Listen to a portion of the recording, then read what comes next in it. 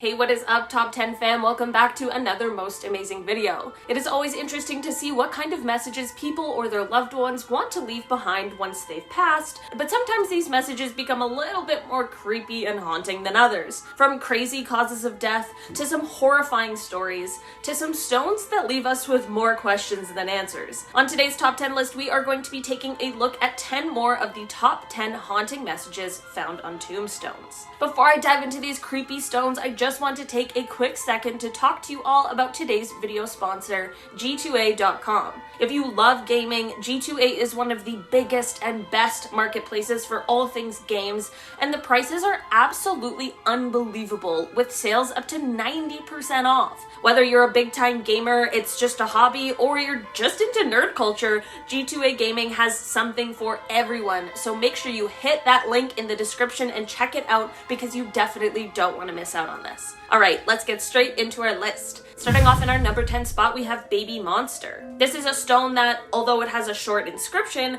truly does speak for itself. This stone simply has the birth and death dates with the name Baby Monster. It is entirely possible that Monster was just the last name rather than a descriptor, but let's not forget that that still means they didn't ever have a name. But let's think about if Monster was not in fact the last name. Then really, what could have been going on here? A baby monster? During this time in the 1800s, monster could have been used as a descriptor for many different things that possibly didn't have names back then. Whatever the story really is behind this one, it certainly leaves you with quite an eerie feeling.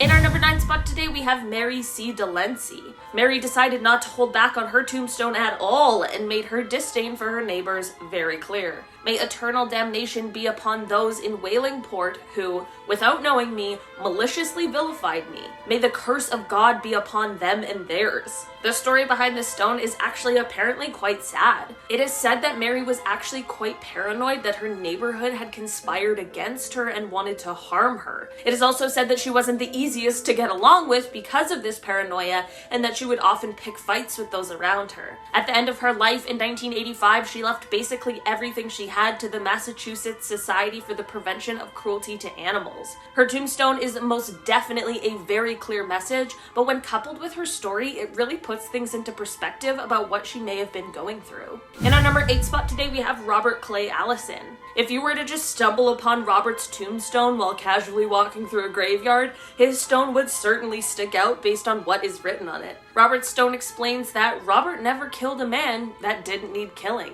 What? Just seeing this stone and reading that immediately fills me with a ton of questions. Who needs killing? Why was Robert the one who did all this? Was Robert okay?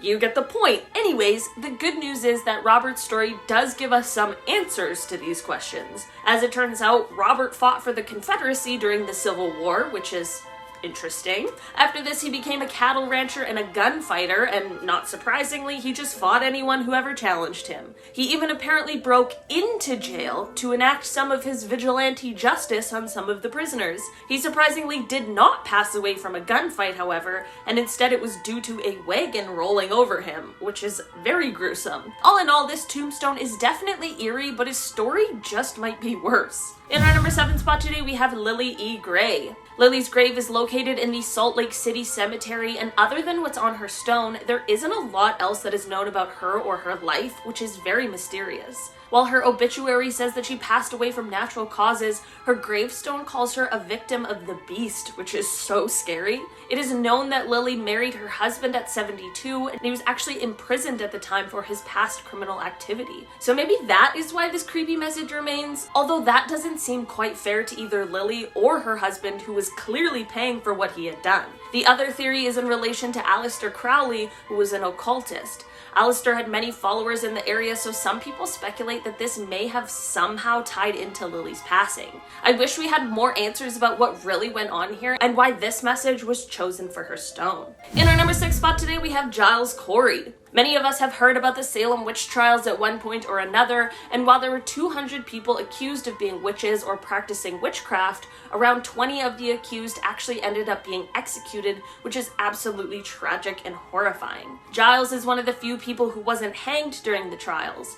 Instead, those torturing him decided to try and get an admission from Giles. They wanted him to admit to practicing black magic and worshipping the devil. They ended up placing more and more rocks on his chest, adding a little bit of weight at a time. This ended up leading to him very sadly being crushed to death. And throughout the whole ordeal, he never once confessed to something he didn't do, and instead just told them to add more weight. Giles' stone simply reads, Giles Corey, pressed to death, September 19th, 1692.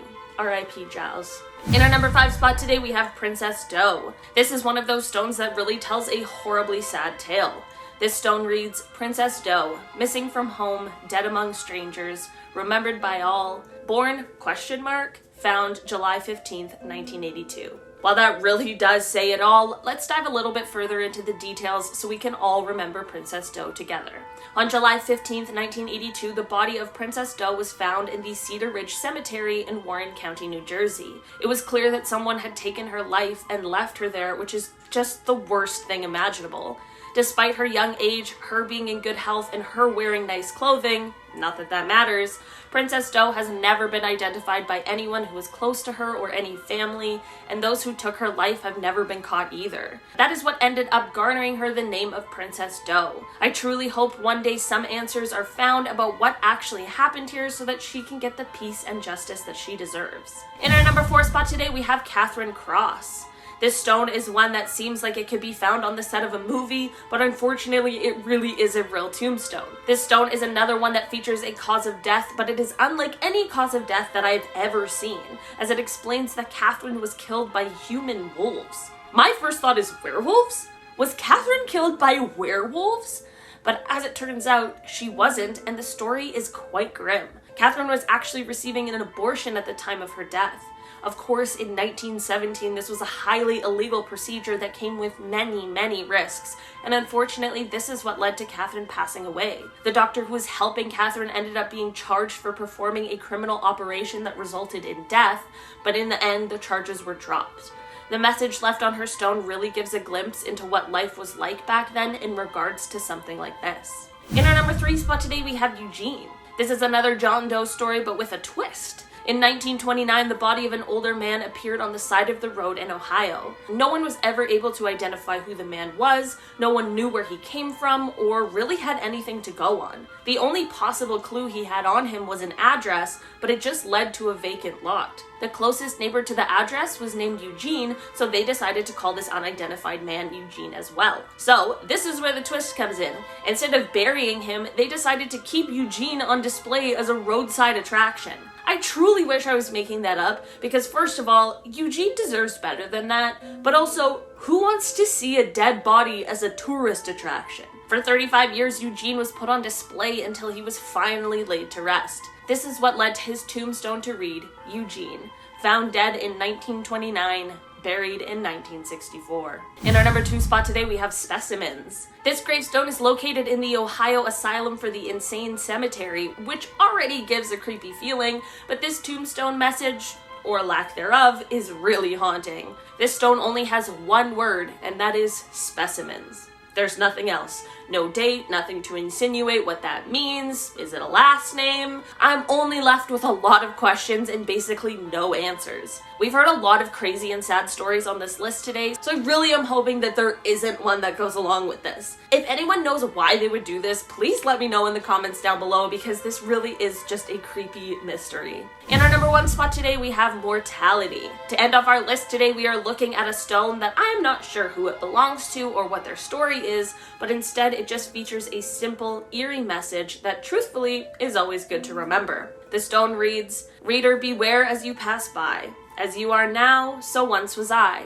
As I am now, so you will be. Therefore, prepare to follow me." This is definitely one of those ones that can send you spiraling into a full existential crisis, but it is also just a great reminder to live life to the fullest and to not take things for granted. After all, life is only short and temporary. But to be fair, if I was walking through a cemetery and just stumbled upon this message, I'd be a little freaked out, like someone was trying to send me a sign or something. Alright guys, that has been our list for today. Thank you so much for checking it out. I've been your host today, Olivia Kozlowski, and I'll see you next time. Bye!